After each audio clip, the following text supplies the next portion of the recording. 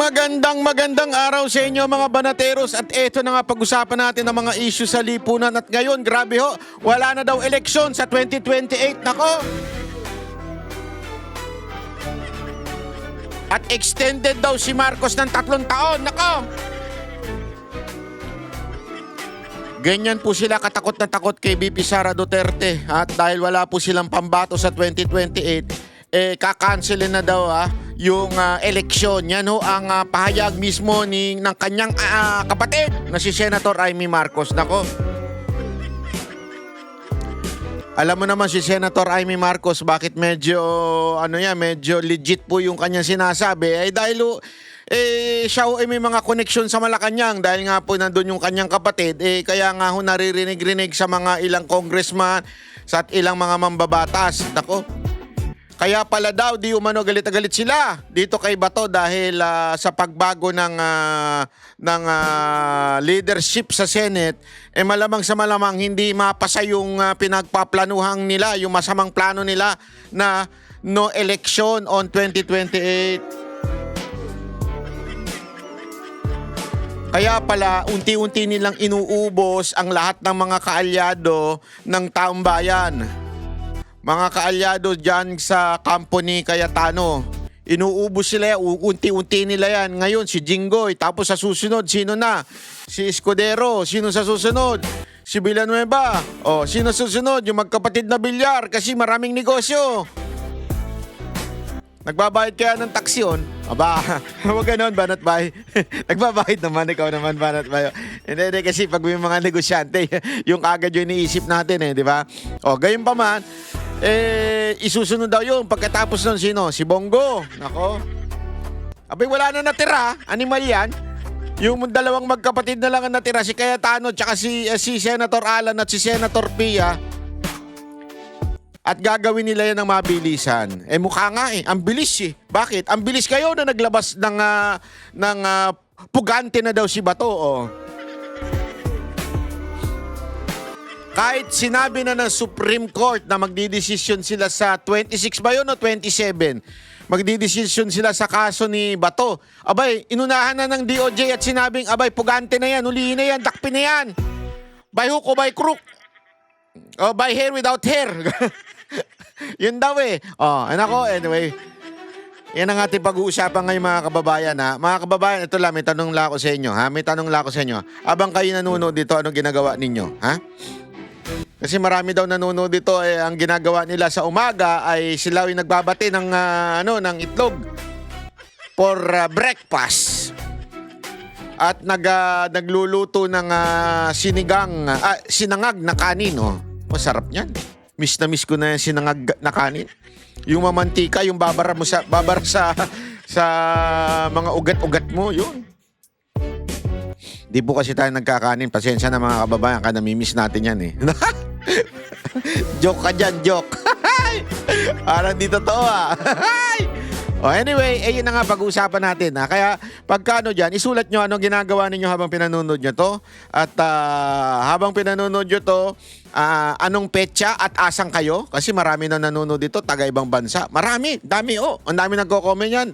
Taga Timbuktu, taga Zimbabwe, mga ganon Dami daw Taga saan po kayo ba nanonood? Hindi, marami tayong dyan Marami tayong banateros sa Europa. Mga banateros natin sa Europa Kamusta na yung dyan, lalo-lalo na sa Italy? Kamusta na yung komunista dyan?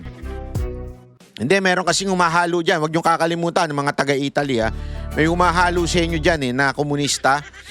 Yung inaaway ako. Yung sinabi ba naman, nagtatanong ako, pambihira. Trabaho natin yun Hindi naman kayo makakapagtanong ng maayos itong komunista na to. Kasi itong mga komunista sila. Yung mga kababayan nating follower ni VP Sara Duterte, makakapagtanong na maayos yan. Pero yung mga komunista, hindi naman kayo magtatanong na maayos nung tinanong natin si VP Sara Duterte, pinaalis ako nung animal na komunista na yan, yung matangkad. Huli-huli ka. Anyway, ganun talaga buhay natin Sabi ko nga sa inyo, sa bawat organisasyon, sa bawat grupo, nahahaluan ng hudas. Pero buti na lang, buti na lang. Buti na lang sa majority sa Senado walang hudas. Pero diyan sa Italy meron, Ay, mali, mali. Hindi pala Italy. Sorry, sorry. Paris, France pala. Paris, France. Dali, tama ba? Oo nga, Paris, Paris. Ay! Oo, tama, tama. Paris pala, Paris. Pasensya na, nalilito ako minsan sa Paris at saka sa Italy. Magkakamoy.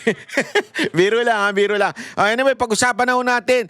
Sino ba nagsabi na walang eleksyon at anong gagawin nila? Eto, walang iba kung hindi si Senator Amy Marcos. Pasok. Senator. Sa mayorya. Kaya Wait, na wait. si Lito, Kiropi, Jingkoy, il-expend na muna namin yung sarili namin. Pero talagang kakaiba itong nangyari sa Senado. Siyang linutsob kami ng NBI. Ano naman nangyari? Ayan. Anyway, bago natin pag-usapan yung yung paglusob, Senator Amy, ha? Ito talagang usap-usapan hanggang ngayon. Mas masahol pa kay Judas, Yon. yung maghuhudas sa amin. Yon. Diyan sa inyong grupo sa Mayorya, Senator Amy, meron nga bang naghudas na o maghuhudas pa lang? Wala, matatag. Solid Matatag, na solid ang Yun. 13 senators namin sa Solid na solid. Palakpakan. Chis Escudero. Solid tayo, ha? Huwag kang mabibitaw. Jingo Estrada. Solid tayo. Huwag kang bibitaw. Hoy, kumare. Huwag kang bibitaw.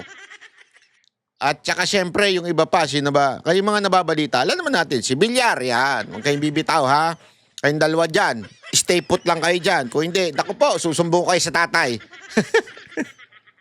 Pag kayo bumitaw, naku, yari kayo sa akin, ha? Huwag kayo bibitaw dyan. Hindi, kasi yung iba, ano naman yan, eh. Siyempre, alam naman, hindi naman bibitaw yan si Bato, si Pia Cayetano, at saka si Bongo, at saka sino pa ba? Si Senator Robin. Hindi yan, talaga solido. Tsaka si Marcoleta, o si Senator Amy. Yung the rest, yun yung medyo nanggaling sa ibang partido. At alam naman natin, hindi sila yung talagang Duterte. Pero gayon pa man, para sila sa bayan, kaya sila naandi dito. Kaya palakpakan natin. Hindi, totoo naman. Alam mo, pag ikaw nasa bayan ka talaga, dito ka talaga papanig eh. Kasi alam mo, tinatarantado talaga tayo ng gobyerno ng to. Alam talaga natin na ginagago tayo. Diba? Mantakin mo. Ito ha, tinan mo to. Makinig kayo. Isipin mo mga kababayan ha. Sa dami-dami ng i-issuehan ng warrant, ididemanda.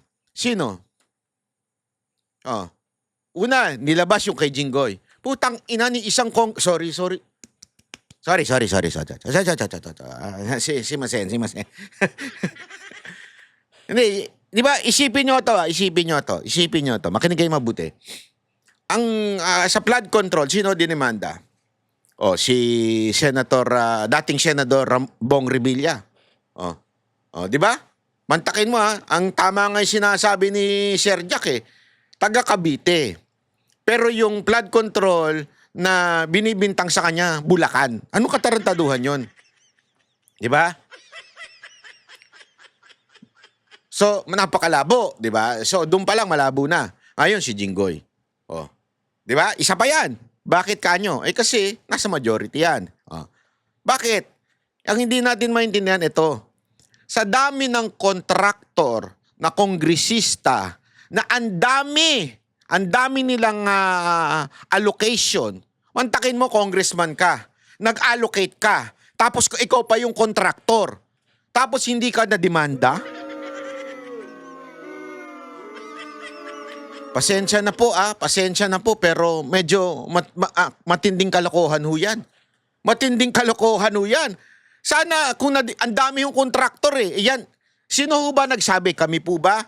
Kami po bang mga Duterte, nasa sa side ng Duterte? Hindi ho. Mismo yung presidente ninyong sinasamba ninyo, sinabi na maraming kontraktor. Pinangalanan niya yung mga kontraktor. ICC mismo, ICI nagsabi mismo ng mga congressman na kontraktor.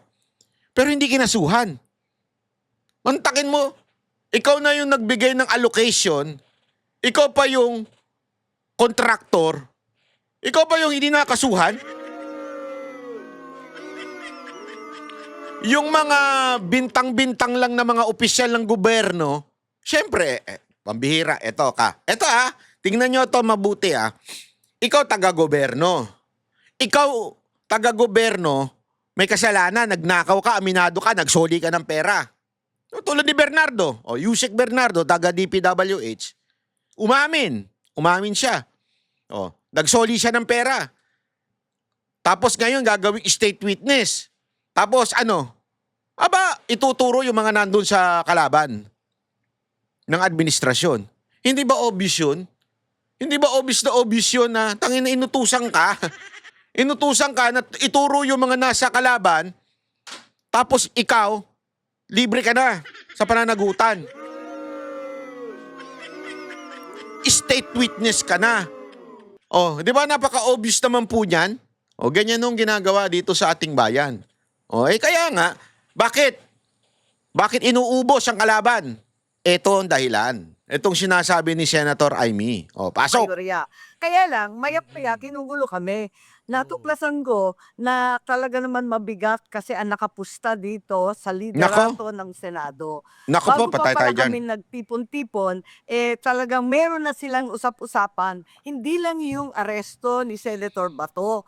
Medyo isa lang yon, cover story lang yon. Yung pala, Nako. may usap-usapan na bago magbotohan sa Kongreso na kinakailangan daw, yung meeting ng liderato noon, ng Senado, ng liderato ng Kongreso, ng mga administrasyon, cabinet officials at iba pang negosyante na kinakailangan daw kung hindi daw lulusot yung impeachment kasi wala ngang boto sa Senado, baka tapos mananalo pa si VP Sara sa 2028, ang gagawin na lang talaga papalitan ang konstitusyon. Dadagdagan ng 3 taon ang kasalukuyang kongresista at pati na rin ang Pangulo. Ikakasana nila ang CONAS, saan ang eleksyon ay para na lamang lokal na posisyon. Extension. Grabe, Extension. Lokal na posisyon na lang. No election sa national. Hindi ka ba papayag? Bakit? Senator ka. Madadagdagan ka, hindi ka na kailangan gumastos. Remember. Hindi kasi valid yung logic na, hindi, mananalo naman, mga kilala naman kami. Yung sa minority. Hindi yun. Ang issue dyan, yung gastos. Tandaan ninyo, di ba? Ang sabi nga nila, for you to be able to have a chance of winning, you have to spend at least 500 million to be a senator. Ganun sa Pilipinas. Saan mo ngayon pupulutin yung lintik na 500 million na yan? Di ba? Mamamalimos ka sa mga negosyante. Mahihirapan ka, trabaho yan, mahirap yan. Mag-iikot ka. Malaking benepisyo sa'yo pagka no election. No election? Extended version. Matindi po yan. Kaya nga, yan yung binabargain doon sa mga pinalilipat sa kabila. Dito sa kampo ng administrasyon. Para pag kayo lumipat, extended kayo for 3 years. Less gastos yan. Malaking bagay mga kababayan. Hindi biro ang 3 years.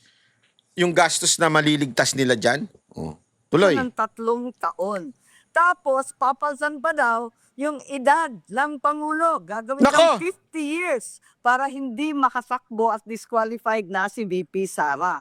Yon. Alam mo naman si VP Sara Duterte, bata-bata pa yan di ba? Gagawin daw 50 years old ang default. Para bagang 49 pababa o 50 pababa. Hindi, 49 pababa. Hindi pa pwedeng tumakbong presidente. Kailangan 50 pataas. Hindi pa aabot si VP Sara Duterte doon. Ganon nila winawalang niya ang eleksyon natin. Ganon nila wawalang niyain. To the point kasi, ito kasi yan wala talagang panlaban kay VP Sara Duterte. Number 1, ayaw talaga ni Leni Robredo. Ayan, naririnig ko dun sa mga talagang malapit sa Robredo camp, ayaw talaga niya. Gusto niya munang ayusin. At pangalawa, hindi po kasi united ang Pinklawan at Dilawan. Totoo ito. Ito, nadidinig ko ito sa mga natin, sa mga talaban natin. Diyan sa palipaligid. Hindi po kasi united. Meron pang girian. As a matter of fact, si Leni Robredo bilang Pink at yung mga Dilaw, merong hindi pinagkakasunduan. Kaya ayaw na lang muna ni Leni Robredo. Although they will support each other just in case somebody run from their camp. Pero hindi talaga sila yung united as tulad ng Duterte camp na talagang Duterte yan. Yung Duterte brand of leadership talagang united. Sa kanila hindi daw. And because of that, ayaw ni Leni Robredo. Isa sa mga dahilan. Ewan ko kung ano yan. Pero yan daw ang dahilan. Na isa sa mga dahilan kung bakit ayaw tumakbo.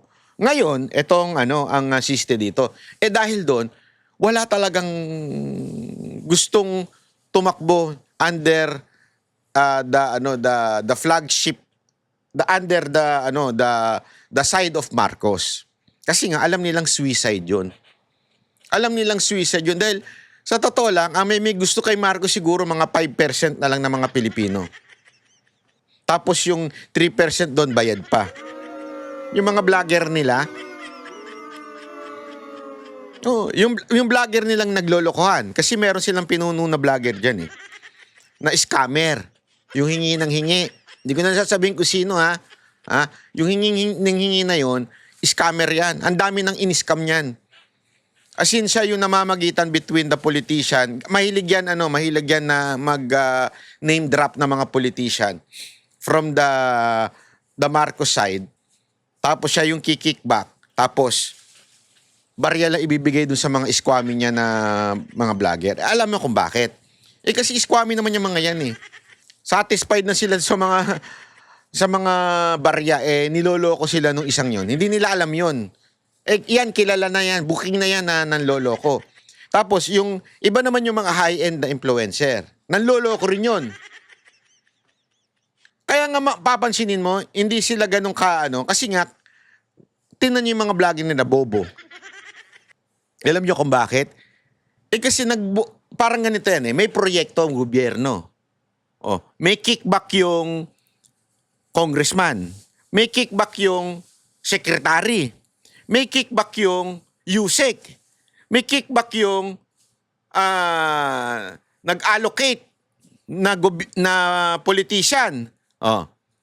So, yung magagawa, sa tingin ninyo magagawa? Ano na siya? Parang substandard na. Ika nga.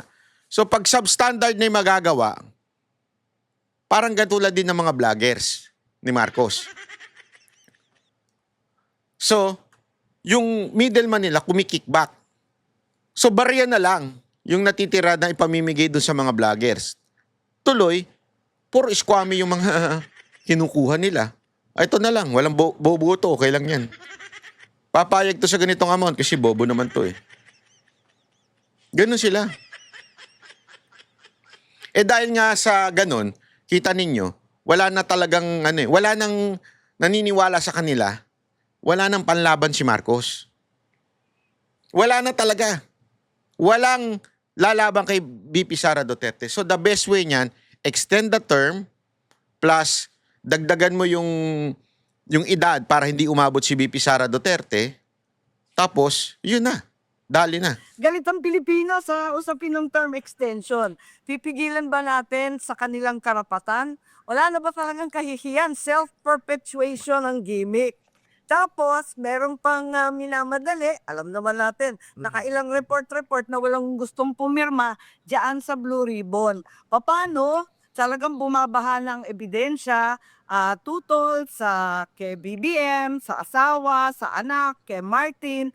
Gusto na nilang tapusin ng madalian, wag nang ituloy-tuloy pa ni Senator Marcoleta natin at makukulong daw lahat ng kamag-anak ko. Takot na takot Nakapatay sila tayo dyan. Napakaraming gustong magsalita at nagpipresenta ng ebidensya. Tapos, papasok na naman tayo sa Hulyo ng mahiwagang budget. Ayan na naman.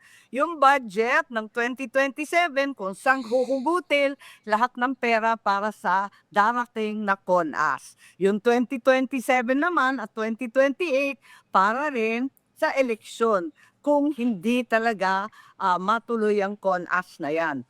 Panghuli, syempre, andyan yung impeachment, guguluhin ng guguluhin. Araw-araw tinatakot ng mga senador sa majority, sasampahan ng kaso, ikukulong, dadamputin. Alam natin, isang araw pa lang, si Senator Ding Jinggoy, katatapos lang ng botohan sa Senado, biglang sinampahan agad ng plunder. Ganun din si Senator Cheese, binasura na yung kaso sa COMELEC, biglang binuhay na ulit. Kaya talagang gipitan. Hindi kami magulo. Yung Solid 13, magulo sila. Bakit parang kinakabahan si Senator Marcoleta na baka daw maghudas? May mga maghudas o yung daw maghuhudas ay daig pa ni Judas. Mga ganyan. Kasi Lola, balita. kasi nga, Okay. gipit kami, hindi dahil naghuhudas yung ilan sa amin, kundi dahil talagang kinakasuhan ng lahat. Yun ang problema. Talagang tinatakot, mayat-mayat may tumatawag na cabinet member, mayat-maya may pigating mga negosyante, ang dami na nakisawsaw. Ala. At nakakatakot talaga. At higit sa lahat, syempre, kakabahan ka talaga pag may sumusunod sa'yo, katulad ni Nako. Robin. Ayan, si Bato. Sino ba Nako. naman hindi kakabahan sa katutak na buntot? Nako. Na sumusunod kahit saan ka pumunta. Ayan. Sino ba yung cabinet member tsaka negosyanteng nakikialam, Senator Amy? Na Bahala ka na, magaling ka sa DCRH sa blight eye. Alam na ninyo. Alam na ninyo yan. Kayo pa. Grabe, no? Sinusundan daw si Robin Padilla. Hindi, alam mo, normal yan. I mean, hindi ko sinasabing normal in a sense na normal. Pero normal sa administrasyon yan. Yung mapraning. Alam mo naman, pag may tama, praning talaga yan eh. Oo. Talagang binabantayan. Kasi parang bagang ang dating sa kanila, talagang kalaban at si Bato. So kung sino man ang tumulong kay Bato, ano na rin yan, kriminal na rin. Parang ganun eh. Pero bakit naman kasi kung solid talaga ang mayorya, bakit pa nakipag-usap yung iba at may mga proposal pang papayag silang lilipat basta yung isa doong pwedeng maghudas gagawing Senate President? Ay, may mga kwentong ganyan kasi nga napakanipis. Napakanipis nung mayorya, nasa 13 lang kami. Ayun pa, sadya pang dadamputin si Bato, yung isa pa kung ano-ano pang mga kaso. Kaya't tuloy-tuloy naman ang pakikiusap namin at nakaka-nervyos nung Lunes, yung pakiramdam mo na talagang tensyonado lahat at hindi nagkikibuan, mainit ang ulo ng lahat. Gusto namin makipag-usap sa kanila. Hindi naman kami nandito para makipag-away, kundi palsan lamang yung liderato dahil sa isip namin, yung con-as na yan at yung pagpapahinto. Warning again. Ayan, mukhang mahina ang nasa Ilocos po ba kayo? Mahina ba ang signal natin sa Ilocos? Hindi, nasa Makati lang ako. Sa signal sa Ilocos, basta walang bagyo. Anyway, so ang pinag-usapan natin kanina, Senator, ay bago tayo naputol ay yung nangyayari sa Senado. Pero nasaan ka nga ba? Ay, sabi mo, Yung. under attack, sinalakay ang Senado. Nasaan ka ba nung magkaroon ng putukan, Senator? I mean, nasa loob ka rin ba ng Senado? Wes, talagang under attack ang Senado ng NBI. Maliwanag yon. Nung nagkagulo, May 13 yon. Pero nagumpisa talaga ang tensyon nung May 11. Nung dumating si Bato, tapos isipin mo ang kapal nila, hinabol si Bato doon sa hagdanan pa sa pasukan ng Senado. Rinestling si Bato. Ang kapakalalakas ng loob, i-wrestling ang Bato. Pagkatapos si Bato, dumating sa plenaryo para bumoto, duguan ng kamay. Kasi nga, tinakil-takil siya ng ilang tao. Ayun, yun ang umpisa noon, May 11. Pagkatapos, nagsipasok yung mga NBI, binugbog ba yung isang tauhan namin na ayaw magpapasok ng tao. Kasi mahigpit yan sa Senado, parang Congress, parang Malacanang, may sariling security. Bawal pumasok, miski PNP, basta hindi nagpahintulot. Ayun, pumasok sila, binugbog nila yung tao namin. Yung Sargento, si Terence Lim, bugbog sirado yung tao, dinala pa sa ospital. Ayan na, yung May 13 na. Lahat kami nagkakaukus, nandyan kami. Ito kasing laging kinakalimutan ng iba nating mga kababayan. Lalong-lalo na yung mga nagsasabi lamang na OA naman kasi yung naging reaction daw ng USAA. Bakit nag-warning shot? Diba? Yan yung yan yung script nila. Hindi naman dapat mag-warning shot. Unang-una, NBI kami. Unang-una, naka-uniforme kami. At hindi, ito yung matindi. Nilagpasan ni Remulla, ni John Vic Remulla, yung kwento na kung saan sinabi ni Aplaska na after the verbal, tsaka nag-warning shot. Verbal muna. Sinundan niya yung protocol eh. Oh, at the same time, tsaka siya nag-warning shot. Ngayon, sabi niya ba, napaka exaggerated naman kasi bakit nag-warning shot. Remember, may nangyari nung Lunes. Wag nating kakalimutan yung nangyari nung Lunes. May precedence ho. Ano ba nangyari nung Lunes? Ultimong yung senador. Pinigilan. Nakipag-wrestling. But when you say kasi wrestling, hindi ibig sabihin yan yung literal na wrestling. Kasi if you remember, Jacob wrestled with God. Okay? Hindi ibig sabihin yan bumaba ang Diyos, nakipag-wrestling ng ganun. Di ba? Hindi ibig sabihin nun ganun. Ang ibig lamang sabihin, nung pag-wrestling niya, pumalag si Bato kasi pinigilan na siya, hinawakan na siya. So pumalag siya. Hinabol. Ibig sabihin, ganun katindi yung desperasyon ng NBI para kunin si Bato. To the point, makikipaghabulan. Kasi una, pumalag na siya yung senador eh. Eh di sana, tawag muna sila sa boss. Boss, paano yan? Pumalag eh. Hindi na namin umakyat na. Hindi eh. Pinasok sa loob ng Senado. Saan na lang bumitaw? Yung papasok na ng pintuan. Ng plenaryo. Doon na lang bumitaw. So yan, number 1. Number 2, meron silang binitbit, binugbog, at muntikan ng isakay. Muntikan ng kidnapin, yung isang USAA. Ibig sabihin, that's how violent they can be. Talagang bibit-bitin nila, bubugbugin nila. Ganun. So with that kind of precedence, with that kind of experience nung Monday, and now, they're fully armed. Remember, there is a CCTV. That CCTV na pinakita ni Remulla, although chap-chap yun, o splice, yung CCTV na yun, nakita ng mga USAA. Nakita ni USAA na, how do you call this? Si Aplaska. Ang sabi nga niya ang sabi kasi niya, bakit di ka kasi tumawag sa NBI para tanungin? Abay, baligtad. Tarantado ba kayo? Dapat, yung NBI ang tumawag kay Aplaska. Aplaska, nandito lang kami sa labas. Pinababantayan ng GSIS. Kaya lang, sabi nga nila, afterthought na yon yung babantayan yung at ginawang ano to, nanakawin ng mga senador. Biro nga ni Senator Amy, nanakawin namin yung painting. I mean, ang dapat nakikipag-coordinate ay hindi yung tao na naandun. Yun ay reaction na eh. O halimbawa lang, ito nga example ni pangalan nito, ni Senator Cayetano. Sabi niya, gawin niyo yan sa Malacanang. Pupunta yung SWAT. Halimbawa lang, pupunta yung mga SWAT sa labas. Without coordinating with the PSG, what do you think will happen? Tapos, nag-verbal sila. Sino kayo? SWAT kami. Umalis kayo dyan. Baba nyo yung mga baril nyo. Umalis kayo dyan. Anong ginawa? Pumorma. Buti nga, winarning shot pa sila eh. Imagine niyo yung scenario na yun the same thing. Lipat natin sa SC, sa Supreme Court. Sa Supreme Court, sa labas, nagdatingan yung mga pulis. Sabi ng mga pulis. May mga baril sila, may mga bit-bit, madami sila.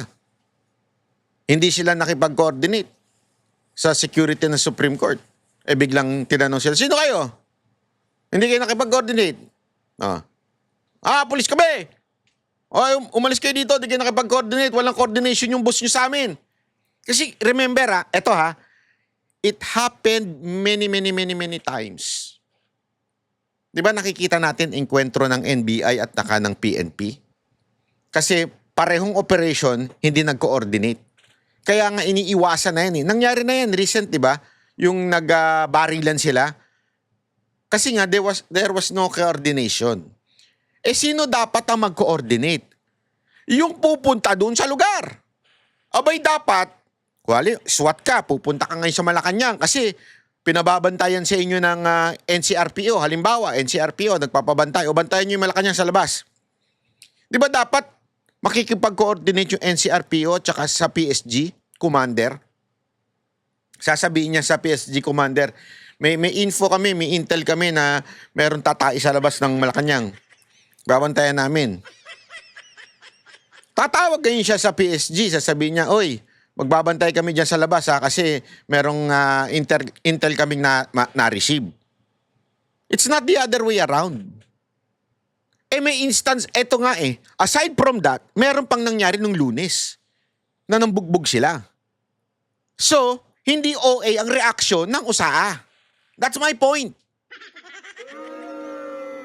Sa loob ng Senate President's Office, pagka inaambangan namin yung articles of impeachment. Gusto kasi namin gawin na kaagad, ayaw namin upuan, inaantay namin. Darating na daw galing Congress. Biglang nagulat naman kami kasi nagpuputukan na, 2 pinto lang. Tama yung sinabi ni Senator Pia, kasama kaming lahat Andun kami, nagkakaukus tungkol sa impeachment, biglang may putukan. Ngayon, ang malaking issue, bakit daw ang security ng Senado ang unang nagpaputok? Kasi nga, ang problema, hindi ako abogado nila, sigurado ako na sila makakapagtanggol ng sarili nila, pero may nangyari na may nabugbog na sa kanila Yo. at meron ng duguan nga na senador. Kaya talagang hyper na kaming lahat noon. Tapos nagsipasok, nagbabarena pa ng paler galing sa GSIS. Isipin mo, kahapon sinabi ba naman na nanakawin daw namin yung painting ng GSIS? Bihirang buhay to. Binuhos yung paler, tapos pilit na pumapasok. Ang dami na pala nila doon sa loob. Full arm, full gear. Naka-tactical gear sila, naka-long arms, nakakatakot tignan. Sinabi ng security namin, si Aplaska, na umalis kayo dyan, umalis kayo. Ayaw umalis. Nagsisigawan sila, biglang nagpaputok.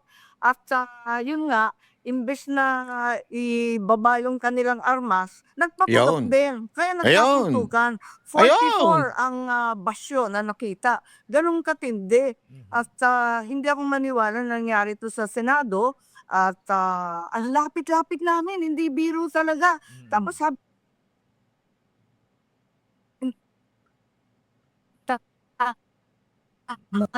kitang-kita kami.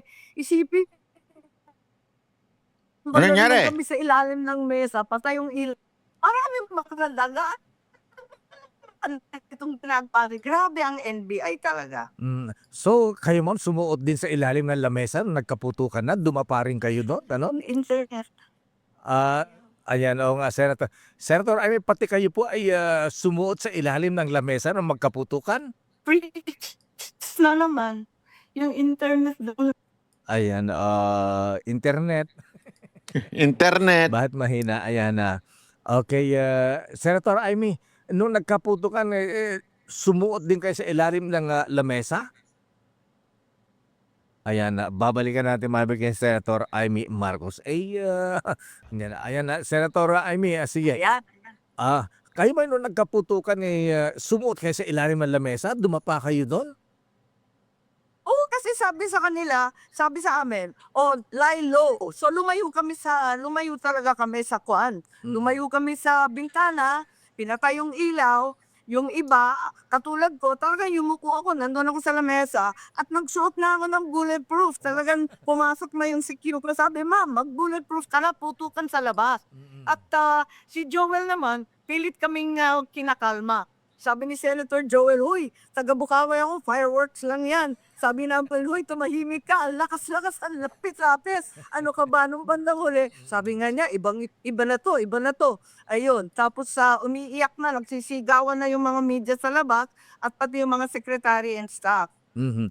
Ayan, eh, Kaya po pinatapit talaga na may nangyari, hindi namin dinededma. Ewan ko ba bakit sinasabi dinededma Yun. namin, papaano kami na magdededma, eh, lahat kami PTSD. Ito, issue ng DedMa. Importante natin pag-usapan ito kasi may nagsasabi, mali lang daw intindi ni Pia Cayetano na sinabi ni Risa Ontiveros. Alam mo, hindi ho, kahit ba, pagbali-baligtad rin nyo, mali pa rin talaga yung sinabi ni Ontiveros. Bakit? Ano ba sinabi niya? Parang ang sinasabi niya, binabaliwala ngayon. Parang everything is normal. Kasi yan yung script nila eh. Remember, they have a script na bakit daw tumatawa pa doon sa mga picture after the siege. So, tila ang pinalalabas ay, ano po, tawag dito, drama stage. Yan yung pinalalabas nila eh. Yan yung kanilang propaganda. In-stage lang yan para makatakas si Bato. Tama, mali. Di ba? Kaya ngayon, ang akusasyon, naglalabasan yung mga picture, bakit nakasmile kayo after nyo masits, malusob? Alam mo, hindi naman, yung picture can have different meaning. What if nung nagpicture, sandali, picture muna tayo. Di ba, para kayong tanga? Even if after the siege siya, even if something happened, hindi naman ibig sabihin na, tara, selfie muna tayo. Kung ano yung atmosphere ngayon, ganun tayo dapat Dapat malungkot tayo Hindi, di ba? Kahit pa paano, you would try your best to smile. Kasi may mga picture doon na nakasmile si Cayetano, tapos nandun si John Vic.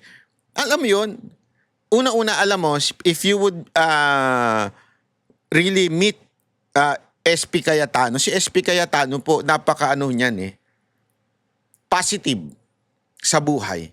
Kasi nga po, Christian siya, so ang pananaw niya sa lahat ng bagay, yan po pinahintulutan ng Panginoon at hindi dapat mag-worry. Although, there are times that you would have to be worried.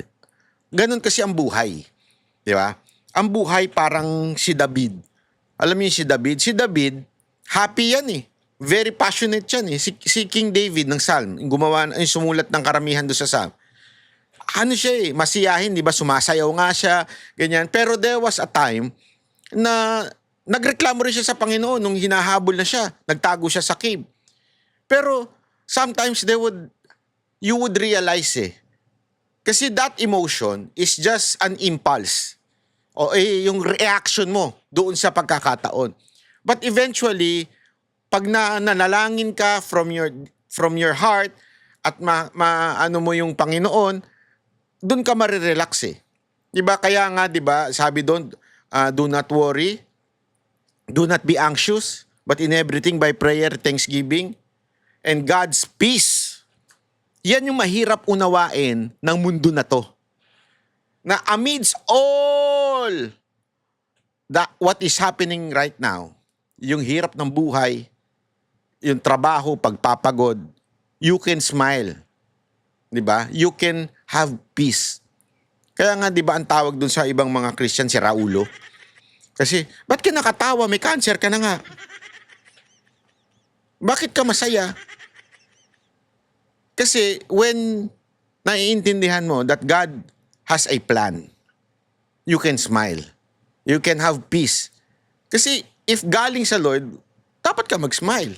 Dapat kang tanggapin mo na lang. Oo, sa simula, medyo mayayanig ka, pero makakatawa ka. So, yan po yung script nila. Ang script nila, parang walang nangyari. And that part na parang walang nangyari, yan pumutok si Pia Cayetano. Sandali, hindi para sa amin parang walang nangyari, kaya tayo nagtuloy-tuloy.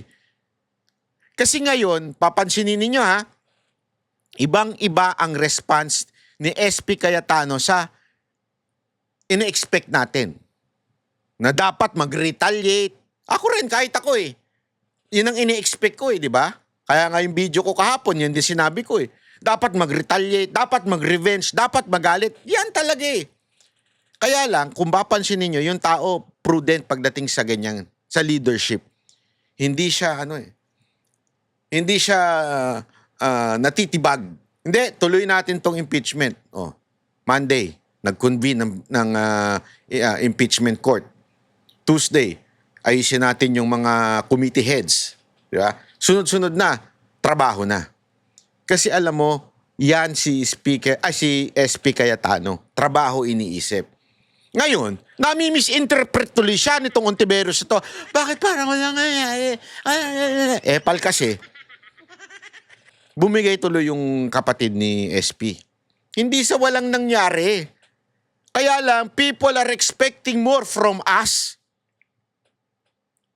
na magtrabaho. Kasi ganito ganito makakatarantado yung mga demonyo na mga traidor sa bayan. Ganito sila kakatarantado. Pag diniscuss yung hearing, ang sasabihin nila, ang dami pang trabaho, dapat ayusin.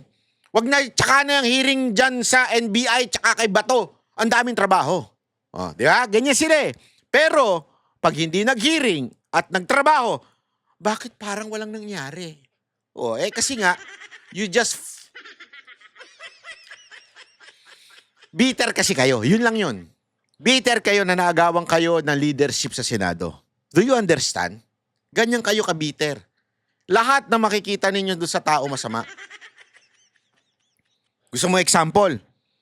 Ganyan ka-bitter yung mga iniwan. Totoo yung mga iniwan ng jowa nila. Ganyan sila ka-bitter. Pag nag-sorry yung gagalit. Pag nag-move on, bakit ang bilis mo mag-move on? Yeah, ganyan eh. Pero pagka hindi nag-move on, mag-move on ka na. Bitter kasi. Yan si Ontiveros, bitter yan eh. Ang sabi ni Director Melville Matibag ng NBI, Senator Amy, kaya daw sila nagpunta ng Senado, ayan, nakausap din natin si President Vic Veloso ng GSIS. May mga tao doon na naka-G-Hub doon sa building nila sa GSIS. Kaya doon humingi ng tulong sa NBI. Nakakatawa naman sila yung Yun daw ang dahilan? Porket naka-G-Hub? Grabe naman diskriminasyon yan. Grabe naman. pag-usap sa amin, nandun na pala yung mga NBI nung umaga pa. Nung May 11, nandun na sila. Wala pang GSIS sa Excela. Nung May 13, umaga pa lang, nag-aaligid na sila. Yung sulat yung sulat ni GSIS, too late na hero naman eh. Halatang halata eh. Alas 4, sabi ni Presidente, pinalayas na niya yung NBI.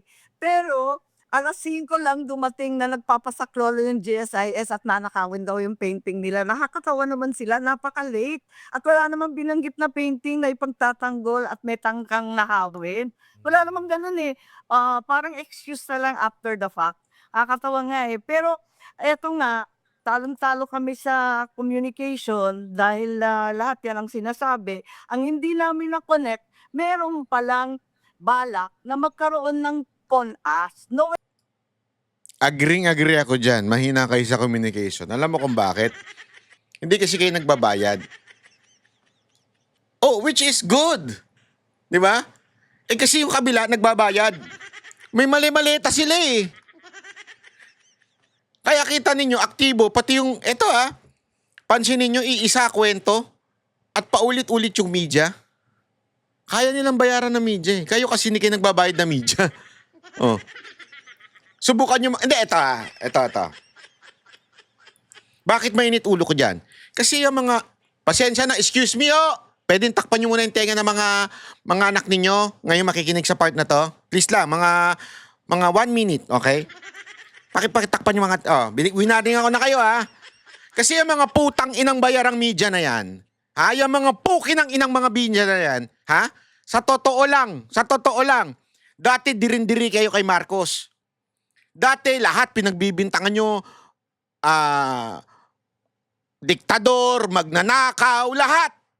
Ngayon, pukin ang ina ninyo porket nakatanggap kayo ng maleta, kulang na lang, dilaan ninyo ang tumbong ni Marcos. Yan ang katotohanan. Huwag kayo magmaang-maangan. Dati dirindiri kayo eh. Ngayon, putang ina ninyo eh.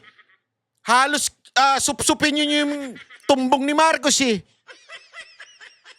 Pag dumura siguro si Marcos, didilaan ninyo yung dura. Ganun kayo, mga medyang puki ng inang bayaran kayo. Okay, balik na tayo sa mga bata. Oh, 1 minute lang naman yun. Pagpasensya nyo na. Sige na, pagpasensya nyo na. Nakakainit ang ulo talaga itong mga media. Oh, ngayon, balik na tayo sa mga bata. Okay? O, pwede nyo nang tanggalin ang mga kamay ninyo sa mga bata. Next time po, pagka ganun, imimute nyo na lang. Magwa-warning na lang ako. Pala ang pakay. Hindi lang naman pala si Bato, dahilan lang yun. Nagkataon lang na lumabas yung desisyon ng Supreme Court na bigyan lang 72 hours at hindi nabigyan ng TRO. Excuse lang yun. Yung talagang gusto, Noel. Wala nang eleksyon sa 2028. Yun. Uupo ang Pangulo hanggang 2031. No way! Wow, aba, kaninong brain siya? Sinong mastermind niya? Sino Walang ibas kung hindi si Marcos. Sino ba makikinabang na Noel? Hindi, wala. Sinasagot ko lang yung tanong ha. Pero ang nagsabi ng Noel si Amy, hindi ako.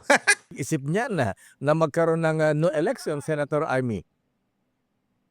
Nawala kayo, di ba maalala ninyo, bago magbotohan sa impeachment, lalo na yung Visayas and Mindanao congressmen, ayaw bumoto talaga sa impeachment. Ang Ayaw. problema, unang-una, inalok sila ng 20 million pesos cash. Pagkatapos, 200 million ang kanilang infrastructure, hard projects. Baka kasali na naman ng flood control dyan, ewan. Ikatlo, ang third incentive, wag daw pansinin ang mga simbahan, wag daw pansinin ang Visayas, Mindanao at DDS kung re-electionist ka kasi walang eleksyon. Wag kayo mag-aalala. 3 taon na extra ang ibibigay dahil sa CONAS. Yun talaga pala ang pakay. Tapos yung budget, ayan na, yung budget, yung flood control, nahihintuin kasi limpak-limpak na yung dokumento, hindi na kayanin na takpan, lahat yan ihihinto na lang. Kung magkaroon Yung po, pala yun. kung Naku. magkaroon po ng no election at magkaroon ng term extension, Senator Amy, ayaw niyo ba ma-extend ang termino ng yung ading Pangulong Bongbong Marcos? Alam naman ninyo, puro kababalaghan lang nangyayari. Bagsak na bagsak ang ating ekonomiya, ang tao hirap na hirap. At hindi natututukan ang tunay na problema. Nung isang araw, 35 days na lang yata yung gasolina natin. Yun ang bilang. Bakit hindi yan ang tinututukan imbis na politika Yun. ng 2028? May Correct. 2027 pa naman, tsaka na lang ninyong bagsakan lang kung ano-anong insulto at patawan lang kung ano-anong kaso. Pero in the meantime, hindi ba pwedeng tutukan yung issue?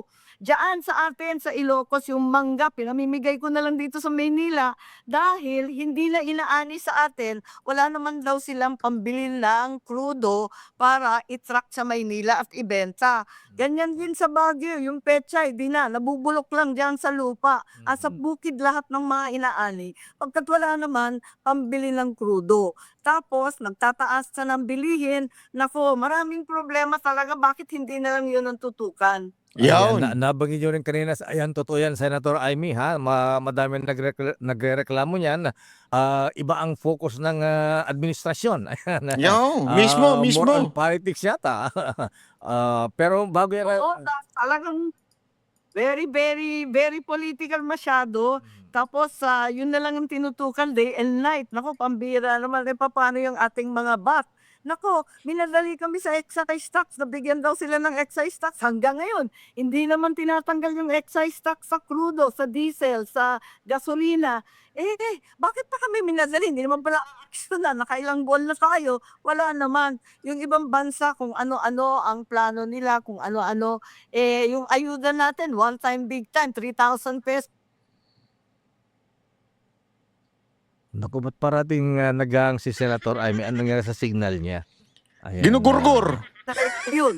ayan. At wala lang sumunod, walang plano. Doon nakakapiko eh. Okay. Senator Amy, balikan natin si Senator Bato de la Rosa, yung kanyang petition for TRO sa Supreme Court. Denied. So, pwede nang arestuhin ang Senator Bato. Ayan. Bilang makakampi niya sa mayorya. Ayan. Ano ang gagawin nyo? Anong tulong na magagawa nyo kay Senator Bato de la Rosa? Hindi Hindi namin pinagtatakpan o tinatago si Senator Bato. Hindi siya fugitive from justice. Parang pinapalabas na pwede na siyang damputin. Samantalang may proseso to. Sumunod lang tayo sa batas. Mismo yung Korte Suprema nagbigay ng oras. Ngayon naglabas na sila. Pero mahirap mag-comment kasi hindi ko alam ang basehan ng kanilang desisyon pagkat sa Lunes pa daw ipapakita yung kanilang hatol at yung desisyon mismo. Pero sa akin, kinakailangan para talagang sundan. Kung hindi nasunod kay Presidente Duterte, sundan naman natin ang ating konstitusyon at ang ating mga Yun. batas. Ang Yun, proseso, mismo. pag foreign warrant, kailangan padala sa Pilipinas through Interpol. Ang katuwang ng Interpol yung Philippine Council on Transnational Crime. Ipadala sa PCTC. Ang PCTC dapat pupunta sa korte na Pilipino at kumuha ng lokal na warrant. Hindi sakop ng ICC ang Pilipino. Kailangan Yun. makisuyo sila dito sa lokal. Hindi na nga tayo member dyan sa ICC. Kaya nagtataka ako, bakit ang dami umekselang NBI, umekselang CIDG, kung sino-sino. Dapat yung Hindi, alam nyo, lumalabas talaga ngayon. Walang iba mastermind sa pagkukuha kay Bato ay ang presidente. Wag na natin pagandahin pa yung kwento. Hindi naman po gagalaw si Matibag nang walang utos ng presidente. O sasabihin ng iba, utos ng sekretary. Hindi naman gagalaw si sekretary nang walang utos ng presidente. Yung presidente talaga ang gusto magpakulong kay Bato. Ngayon, ang tanong na lang, bakit? Anong motibo? Huwag na tayo magpaligoy-ligoy pa doon sa para hustisya. Ulul. Walang hustisyang ganyan. Gusto ninyo talagang maubos ang mga kaalyado ni Pangulong Duterte at ni VP Sara Duterte. Tandaan ninyo, sabi ko nga sa inyo, ito yung paulit-ulit namin sinasabi. Doon pa lang sa panahon ni Pastor Kibuloy, doon pa lang, inuunti-unti na eh. Lahat, alam naman ng iba, malaking sinuporta ng KOJC kay Pangulong Duterte financially and sa mga tao mismo. Pati mismo buong network. Kasi alam mo, si Pastor, pag tumulong, todo yan eh. Talagang hindi politiko yan, todo talaga yan. Hindi katulad nung iba. Kaya ito, dito ako na na sobrang nabilib noon kay Pastor. Ito, walang biro ito Kitang-kita nyo naman, siya talaga ang tumulong financially. And yan din naman sinabi ni Pangulong Duterte. Eroplano, helicopter, lahat ginamit. Bus. Eto matindi. Nakita nyo nagkaposisyon si Pastor? Hindi. He can demand. Ano lang ang meron sa kanya? Spiritual advisor. Which is because he is a pastor. Di ba? Pero, walang posisyon. Doon ako talaga humanga doon sa kay Pastor. Walang biro yung iba tumulong lang ng 5 milyon, 2 milyon. Ang tindi ng hinihingi Ay, maraming ganyan. Pero ito, sa tindi ng tulong nito, walang hiningi.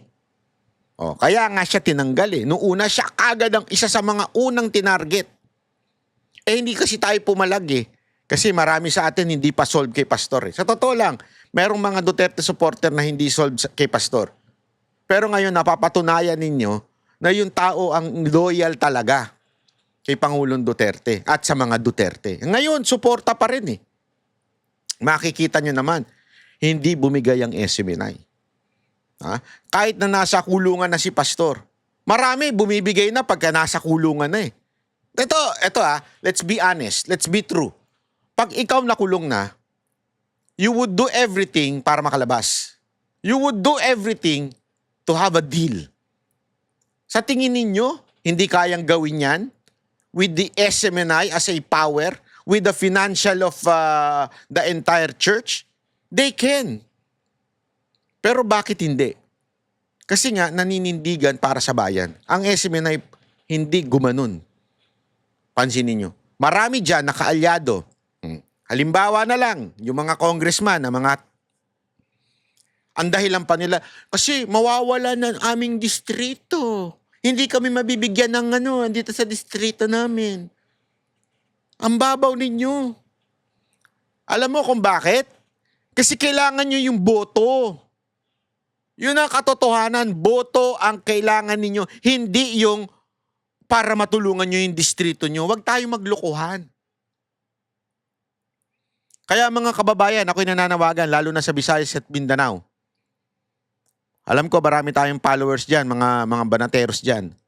Yung mga pumirma sa impeachment ni VP Sara Duterte dyan sa Kamara, ekis nyo yan, ha? Kung talaga meron kayong paninindigan, i-ekis nyo yan sa kahit binibigyan kayo ng pera niyan. Tanggapin nyo yung pera kasi pera nyo yan, eh.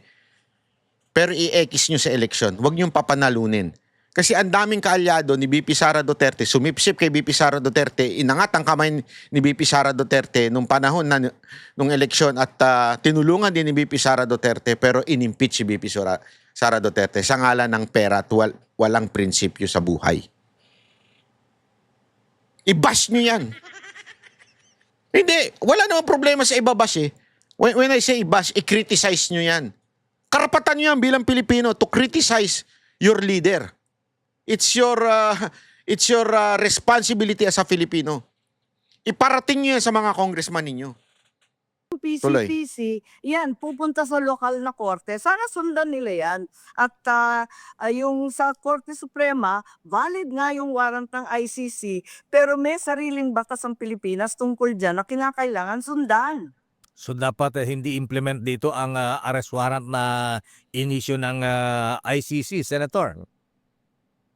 Pwedeng i-implement basta sang-ayon at may local warrant. Pagkat Pilipino naman tayo, Pilipino rin si Bato, Pilipino rin naman ang sinasabing biktima, hindi ba dapat dito sa Pilipinas? Alangan naman wala na tayong jurisdiction. Kesa ina-admit naman natin na talagang palpak lahat ng judiciary dito, lahat ng ating mga husgado walang kwenta, lahat ng abogado walang alam at hindi na umaandar yung mga korte natin. Mali naman yata yun. Kita natin buhay na buhay yung mga hablahan dito, yung mga kaso dito, apakadaming kaso sa senador pa lamang, buhay na buhay talaga. Bakit dadalhin pa sa ICC? Napag-usapan natin ang chairmanship kanina, ang chairmanship Senator Amy. Ano napag-usapan niyo ngayong si Senator Pia na ang magiging Blue Ribbon Committee chairman? Bubuksan ba ulit ang issue ng flood control scandal at ipapatawag ba ang iyong pinsan, dating Speaker Martin Romualdez? Yan ang gusto namin mangyari. Ilang buwan kami nag-aantay na lumabas na si Speaker Romualdez, yung 18 mga Marines, si Gutesa, lahat yan kinakailangan talagang magsalita. Ganon din yung mga papeles na ayaw tanggapin at higit sa lahat yung mga nag-volunteer na, nagpakita na sila, sina Trigim, Olabia, lahat yan. Bakit hindi sila interviewin ng masingsinan at malaman natin ang talagang nangyari? Ang dami-dami ng dokumento, ang dami nagpipresenta. Bakit pipilit na pinipigil at hinihinto yung flood control scandal? Hindi tayo makapag-move on eh. Tapos pasok na naman tayo sa budget season, umpisa na naman sa SONA sa July. Ayan na naman, issue na naman kung ano na naman pinasisingit dyan na kung ano-anong pork at iba't iba pang ipamimigay. Ayan. Anong mangyayari sa inyong mga kasamahan? Senator Jinggoy, Senator Cheese, at Senator Villanueva. Nakasuhan na sila. Ayan. Ano po ang gagawin ng Senate Blue Ribbon Committee sa kanila? I-affirm ba yung report ni Senator Ping Lacson, yung partial report, o babaliwalain yun? Naku, wala kaming balak pumirma doon sa dalawang report. Dalawa na yata, tatlo ba, na report ni Senator Ping dahil hindi kami naniniwala na ito ang kabuuhan ng ebidensya. Talagang kulang na kulang. Kung maalala ninyo, naglabas pa kami ni Senator Marcoleta ng sarili naming minority report. Pagkat yun nga, bitin na bitin, kulang na kulang. Ang dami talaga parang nag-cherry picking. Pinili lang yung mga interviewin, hindi katanggap-tanggap yun. Kaya ngayon, under Senator Pia, inaasahan ko na talagang itutuloy na ang inaasahan ng taong bayan na buong-buo ang investigasyon at talagang makikita. Sorry na lang, tiisa na lang tayo. Kung kamag-anak ko, kung kaibigan natin, ganyan Nako. talaga. Kung yan ang ebidensya, sundan natin. Yun. Ayan. Senator, nag-convene na po ang Senado bilang impeachment court. Ayan. kayo pong mga nasa mayorya ngayon, I perceive na pro Sara Duterte Carpio. Ayan, magiging impartial po ba ang Senado dito sa gagawing trial, hearing kung matutuloy, Senator Amy? Wala ba kayong bahalak na ibasura ito articles of impeachment?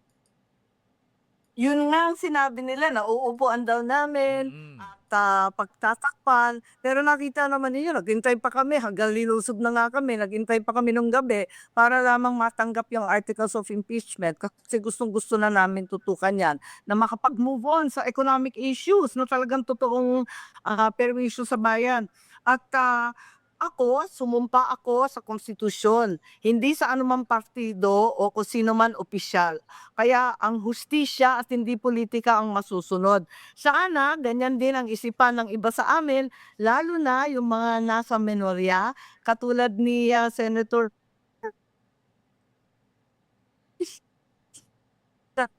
matagal na niyang sinasabi, kay VP Sara.